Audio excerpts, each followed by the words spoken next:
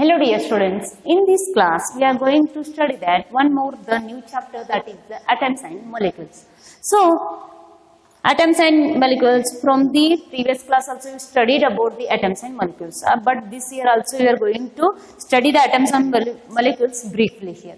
So for that, before we know that when the ancient and Indian philosophers are always wonder to the indivisible part of the matter here. So always the wonder about the unknown and unseen particles of a matter here. So already we know that everything in the universe is made up of a matter here. So that in the century, in the before 500 BC, the Indian philosopher that is Maharishi Kanada. In 500 BC, the Indian philosopher Maharishi Kanada, he given a matter for as a name as a padartha. So and he divide that part matter. So how much possible of that matter? Finally, he going dividing the padartha, and finally he got a small undivisible part of that one. So what that undivisible part he given name as a Paramanu. Yes, sir. So matter he given name as a padartha. So we call the matter. So matter he called that before discovery of the matter name. So he given name for that as a padartha. Who? That's the Indian philosopher Maharishi Kanada here. So that padartha he been going dividing that padartha, and finally one particle he would. Finally the small and smaller one part we will get of that padartha. So that is undivisible part. So that part, undivisible part, he given name as a Paramanu. So that only we are calling now as a particles here. So but according to the Maharishi, matter means padartha and Paramanu means particles. In Kannada still also they given name as a particle as a Paramanu only here. So then after that one more Indian philosopher, that is the Pakhuda Katayama. So he enrolled the same matter he discovered again on that same method, and he told that when particles in the universe, they are not present separately.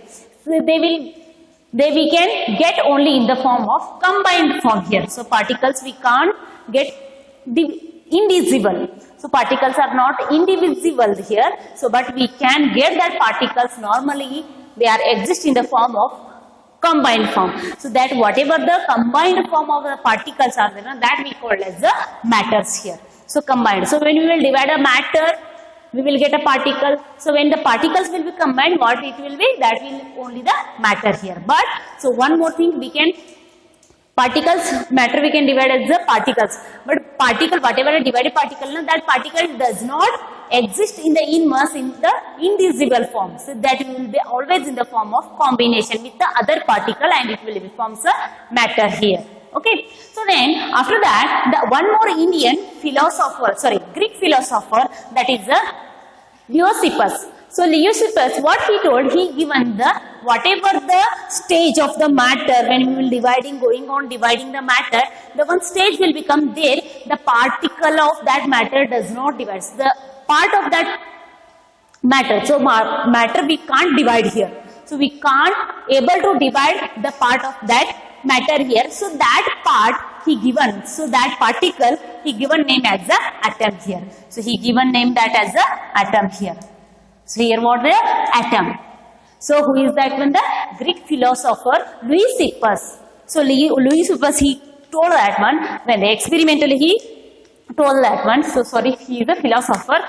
So here when we will going to dividing that matter. So if you are considering this chalk now, so we are going to divide this one as a smaller particles as a how much possible that one. But at this one stage it will become, we can't divide that matter here. So that particles of that matter, so whatever that indivisible particle of that matter is there, that particle only we call as the atom here. So atom means we can't divide, that is a very smaller and smaller particle, we can't divide it. It is not possible to divide it. So who told that one? The Greek philosopher Leucippus.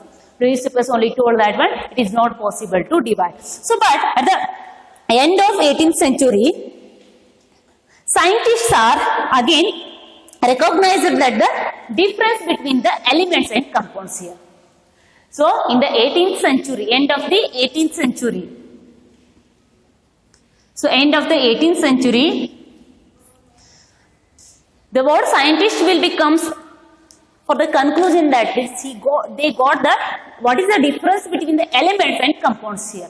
So if they got the element and compound difference, so that only leads to the what chemical foundation, that whatever the difference between the elements and compounds, about the scientists they got the knowledge about the difference between the elements and compounds, that will be leads to the chemical reactions, that will becomes for the another stage of the science here. What that in the stage, the scientist, the Greek scientist, that is the Antony Lavoisier. So depending on the difference between the elements and compounds, he did a foundation for the chemical science, whatever the difference between elements and compounds we got now. So who scientists are got, so they only taken as the base, that is the foundation, what is the difference between the elements and compounds are there now, that only are they taken as the base of the chemical science.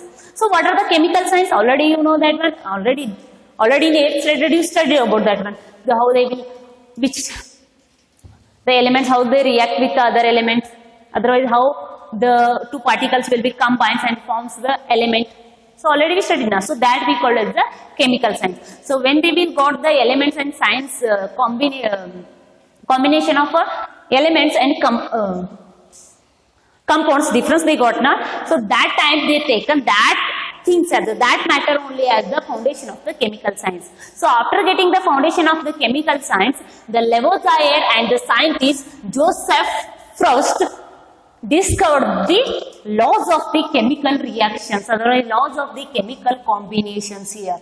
So not only the Lavoisier, so with the Lavoisier, one more scientist, that is the Joseph L. Frost, they both together discovered, or they both together established the laws. That laws they given the name as the laws of chemical combinations. There are two laws of chemical combinations they are established. So on the base of the foundation of the chemical science here. So chemical science means what? That is the difference between the elements and the compounds. So naturally the elements will be combined with each other, they forms a compounds here. So elements, they both will be combined with each other, they forms the compounds. There is a difference between the elements and compounds, already in the previous chapter you studied about that one. So depending on taking that as the foundation of the chemical science, Lavoisier and the Joseph Frost will be discovered or established the two laws, that is the laws of chemical combinations. Okay, so you have to remember all the philosophers and the scientists names. This is very important. So first one will become a Maharshi Kanada. He is also Indian philosopher. After that will become a Tokuda Katayama. So he is the second Indian philosopher. He also discovered, he also studied about the matrix and the particles.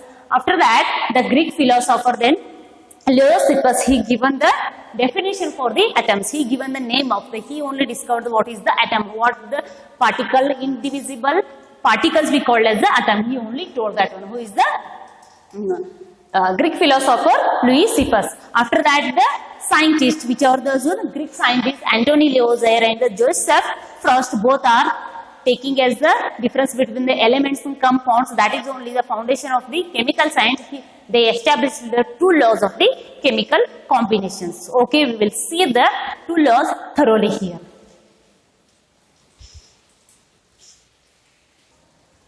So here the laws of chemical combination. In that first law, that is the law of conservation of mass. So Lavoisier and Joseph Frost has discovered, established the two laws of chemical combination. In that first one is the law of chemical conservation, conservation of mass, law of conservation of mass here. So law of conservation of mass we will discuss with the help of here one experiment. So what is that experiment? You have to set up the experiment. You have to take conical flask.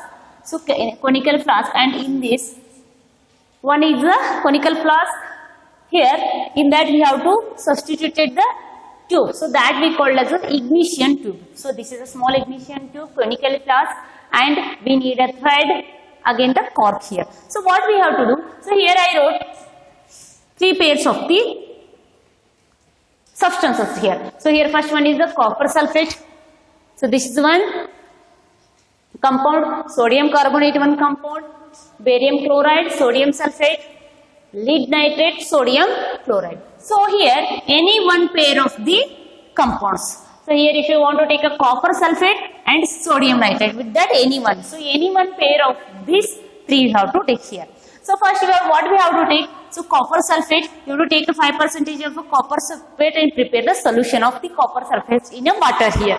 So add a 5% of the water here, copper sulfate you have to add in a water, prepare a 5% of the solution. So here also sodium carbonate you have to add a 5% in a water, so then you have to prepare a sodium carbonate solution. So what you have to take? So whatever the solution prepared by the X column compounds, now that you have to take in a ignition tube.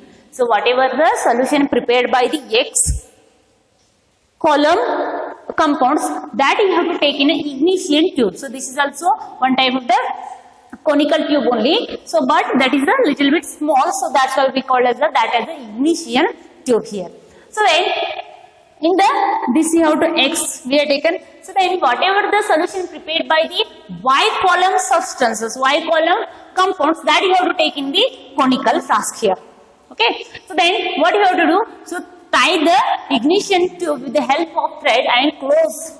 You have to take a thread outside and close that conical flask with the help of cork here. Completely you have to cork. So before doing this one, what you have to take? So in the ignition tube you have taken the X substance, and in a conical flask you have taken a Y solution here. So anyone, if you have taken a copper sulfate here, you have to take a sodium sulfate solution here, carbonate solution here.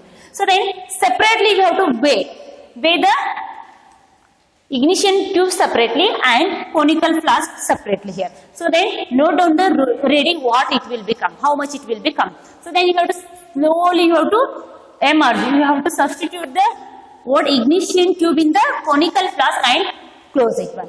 Okay. So close it one, and what you have to close, and you have to weigh the conical flask. Okay. Weigh together ignition tube and conical flask. Then also you have to add. By adding both you have to weigh there. So after what you have to, sometimes you have to swill the ignition conical flask here. So the what will happen? The X solution is slowly mixed in the Y solution here. So both whatever the ignition tube contains the solution, that you have to fall down in the Y solution, they have to mix with each other. So after mixing that one, again you have to weigh the solution, ignition, that experiment. So what will happen? Whether all the cases it will weight of that experiment will become same or different here. So what will happen? When we will separately we will take and add these two. So what the answer will become now when they reacting with each other? So whatever the weight is that is also equal to both here. So why we have to close the conical flask with the help of the cork? Because sometimes what will happen when the two compounds will be reacting with each other, that time sometimes air will be liberated there, where what gas will be produced there. So that whatever the produced gas there does not go outside. If that gas will be goes outside, what will happen? Weight of that reaction, that weight of that solution will become decreases here, because gas also has a weight here. So that's why we does not allow to pass the air or gas outside the conical flask. So after we have to wait for the reaction, then also we have to wait there. So what will happen? Before reaction, how much weight of the solutions are there? After reaction will be, the compound weight will become same only here. Yes, so this only leads to that one. The law of conservation of mass states that mass neither be created nor be destroyed here. Mass of the elements neither be created nor be destroyed here. Getting? So that is only the law of conservation of the mass according to Lavoisier and the Joseph Frost. So that is only mass neither be created nor be destroyed. So this states the laws of conservation of mass. So already you know that the conservation of the energy. So what is the conservation of energy? Energy neither be created nor be destroyed, but we can transfer one state to another state, one form to another form here. So electrical energy into wind energy into electrical energy, water energy into electrical energy, or chemical energy into potentially, whatever we can change the states, otherwise formation of the energies here. So like that only here. So what the solutions x and y separate, when we write that weight is equal to the whatever the product after the reaction we will get, both will become same. Means what? Neither be created nor be destroyed. Mass neither be created nor be destroyed. It will be remain same only in the experiment or anywhere it will be remain same only. So this states that the laws of conservation of mass here. So very important. So if you know the basic knowledge of this one, then only you can go for, you can understand the next. So we will go for the next law of chemical combination. So next one is second law, that is the law of constant proportion, which is the second law, that is the laws of chemical combination. That is second one is the law of constant proportion. So Lavoisier, he noticed that many of the compounds will be formed by the combinations of two or more elements here. So two or more elements, the compound is always formed with the two or more elements, that both will be gives us the compounds here. Okay, already you studied in the last class here. So element composition will be gives us the compounds here. So whatever the composition is there, compounds had formed the elements in the same. So whatever the compounds will be formed here, so both the elements are in the same proportion here. So for example, here take a water. So water is the ratio of 1:8 here. So means hydrogen is 1 and oxygen is 8. Means what will happen? So when the oxygen of hydrogen is 1 gram combines with the 8 gram of oxygen, hydrogen of 1 gram of hydrogen will be combined with the 8 gram of oxygen, whatever we will get, 9 gram of water we will get here. So this is the, what is the preposition of the constant preposition, means the proposition of a combination of elements here. If it is a combination, what it will become 1:8 is the what ratio of the preposition of that water here. So constant proposition here. So that is the constant proposition, means what will become H2O here. First one will be hydrogen is 1 and oxygen is 8. So that totally will be gives us a 9 gram of the water here. So that only 1 gram of hydrogen when will be combined with the 8 gram of oxygen, that we will get the 9 gram of water. So when they has to become in a constant proposition. So then only it is possible here. Okay. So then, for example, what it will become? One example, common example means when we will prepare a tea here. So if you will take one big spoon of sugar, you have to take a very small spoon of tea powder there. Other whatever the big spoon of sugar you take, that much amount of tea powder if you take means that is a tasteless. The whatever the tea we will prepare, that is a tasteless. So that is not a constant preposition. So if you are taking the big tablespoon of sugar here, you have to take a small spoon of tea powder here. So that is only exact preposition. Yes or no? So like that only, when we will 1 gram of hydrogen will be combined with the 8 gram of oxygen, we will get a 9 gram of water. So that is the constant preposition. If instead of 1:8, if you will take a 2:8, so this is not form of water there. That will be gives a different any one item there. Different any compound we will get. So that is not a proper manner here. So whatever the thing you have to do means that has to be a proper manner. So that is the ratio of that two atoms has to be 1:8 only here. So same like as the ammonia. So in ammonia there is a nitrogen and hydrogen. So nitrogen has to become a 14 gram. So that has to be combined with the 3 gram of a hydrogen, that has to be given ammonia of the how much gram? 19 gram of ammonia we have to, 17 gram of ammonia we have to get here. So when it will be 14 gram of a nitrogen will be combined with the 3 gram of the hydrogen. So that will be gives us a 17 gram of ammonia here. So that is only a constant proportion. That is only the rate of a proportion. That much only we have to combine with each other. So anywhere if you did 50 gram is to 5 gram, 15 plus 3 here, 15 plus 3, that will be gives 18 gram of ammonia. So no, that is 18 gram of ammonia will not form there, because there is a little bit of variation will be happen, means that will be change of the compound here. So that will be not a forms as a proper ammonia compound only here. Getting that? So that is what will be happen. So that's only we need, that only the law of constant preposition given by the Lavoisier and Joseph Prossier. So that only the Joseph Pross stated this law in a chemical substances. Whatever the chemical substances, that elements are always present in the definite proposition. Definite proposition by the mass. The whatever the substance we will get, whatever the chemical substance we will get, in that substance elements has to be combined with the elements present in that, so they has to be in a definite preposition by the mass.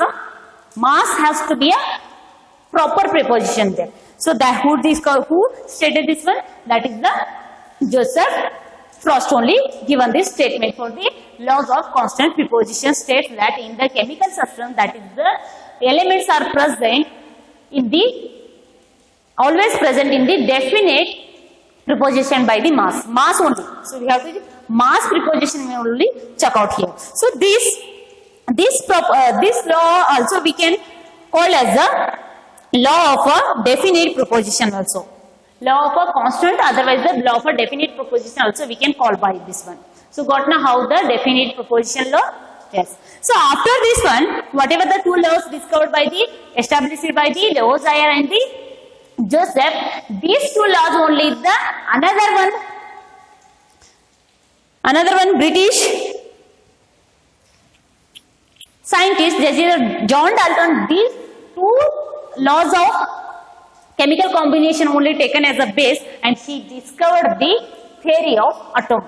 So that he established the atomic theory. Who? John Dalton. He is the British chemist John Dalton. He only established the atomic theory. So on the base of two laws of chemical combination, which are those laws of conservation of mass and law of definite, otherwise the constant preposition. Who? The given by the scientist Lavoisier and the Joseph Frost here. So then, what he taken this one? Already the Greek, one more philosopher. So who is that? One more philosopher of the Greek, that is Lysippus. Lysippus, he given the statement of the atom here. What he told, whatever the state of the undivisible matter, whatever the stage of the undivisible matter, that small particle they named as a atom here. So, indivisible particle of a matter as the atom. Who? The Greek philosopher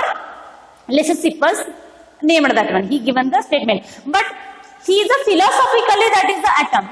But that has to be proven by the scientifically. So, if the scientifically that is not proven, so that is not considered as the science. That is the scientifically this is the atom. So, that's why he taken. So, he copied that philosophical statement. So that is the indivisible particle of a matter called as atom. So given by the philosopher Lysippus, that only copied, and with that he taken the two laws of a chemical combination as a base. He discovered the atomic theory here. He only discovered the atomic theory. Who is the British chemist, that is John Dalton, discovered the atomic theory of the mass. So what in the atomic theory of the mass, what he told, so according to the Dalton theory, the matter, whatever it is an element, compounds, mixtures, they all are formed by the small particles. Whatever the matter you can consider, whether it may be element, it may be compound, it may be mixture. So these all matters are made up of a small particle. So that small particles he called as the atom here. The small particles, from that the matter is made up of that small particles we call as smaller and smaller particles. That particle is called as the atom. So this is indivisible particle. That atom is an indivisible, very small particle. So all the elements, compounds, mixtures, all the matter in the universe are made up of the particles. All the things of the universe are made up of a matter, and matter are the made up of a particles here. So that particles we call as the atoms here. So then, whatever the postulate, he stated the atom as for his postulate atomic theory here.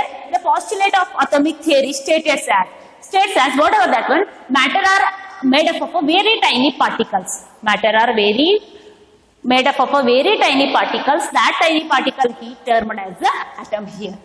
The matters are made up of a very tiny particles. That particles we call as the atoms here. So then, second one. Atoms are indivisible particles. So they can neither be created nor be destroyed here.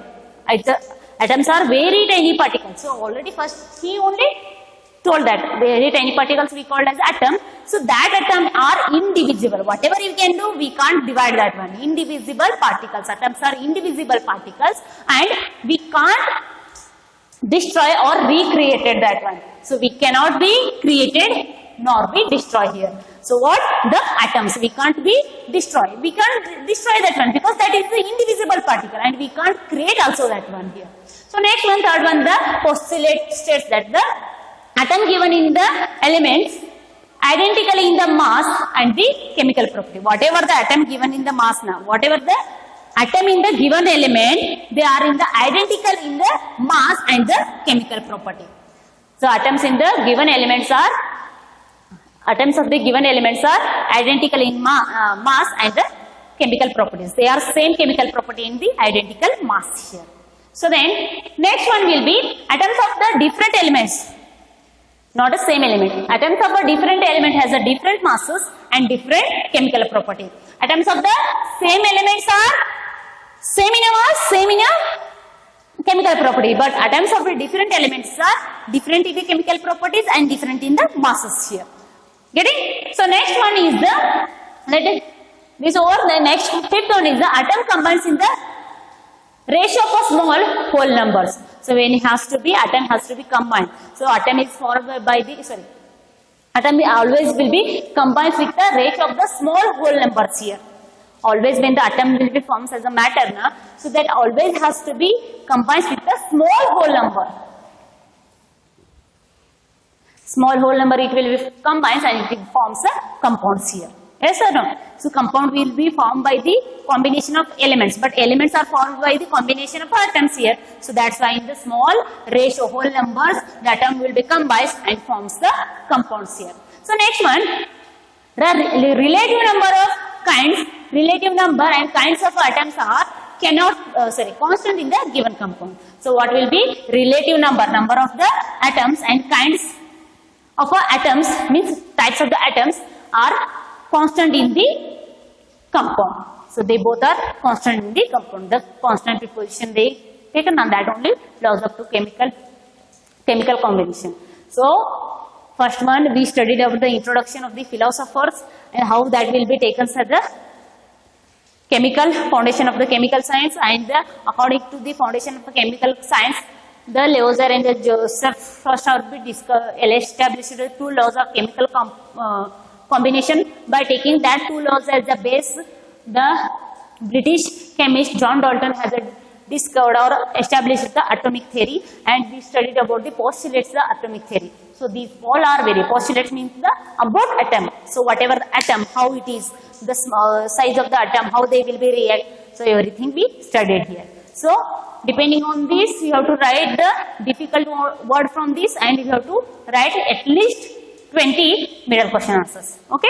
So then I hope you all understood. So next part you will see in the next class. So watch the video without skipping, then only we will get it. So whatever the explanation given by the theories here. So thank you students, keep studying.